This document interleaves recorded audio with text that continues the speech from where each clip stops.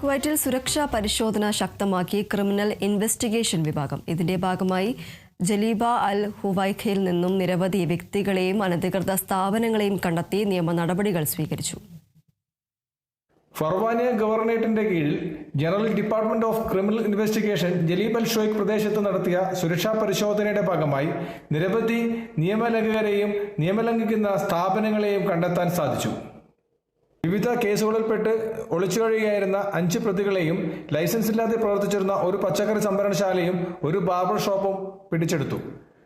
ചട്ടങ്ങൾ ലംഘിച്ചതിന് നിരവധി തെരുവ് കച്ചവടക്കാരെ പിടികൂടുകയും അവർക്കെതിരെ നിയമ നടപടികൾ സ്വീകരിക്കുകയും ചെയ്തു. വിവിധ കേസുകളിൽ പ്രതികളായവരെ നടപടികൾ പൂർത്തിയാക്കിയ ശേഷം നാടുകടത്തുന്നതിനും കുവൈത്ത് മുനിസിപ്പാലിറ്റിയുടെ നിയമങ്ങൾ ലംഘിച്ചതിനെ തുടർന്ന് നിരവധി സ്ഥാപനങ്ങളുടെ വൈദ്യുതിയും വിച്ഛേദിക്കപ്പെട്ടു. നിയമലംഘകരെയും അന്വേഷിക്കുന്ന വ്യക്തികളെയും നിരീക്ഷിക്കുന്നതിനും പിടികൂടുന്നതിനും സുരക്ഷ വർദ്ധിപ്പിക്കുന്നതിനുമായി അവർക്കെതിരെ ആവശ്യമായ നിയമ നടപടികൾ സ്വീകരിക്കുന്നതിനുമായി രാജ്യത്തിന്റെ വിവിധ പ്രദേശങ്ങളിൽ സുരക്ഷാ പരിശോധനകൾ തുടർന്നു വരികയാണ്. കുവൈത്തിൽ നിന്നും കേരള വിഷന് വേണ്ടി IV സുനേഷ് വെങ്ങര.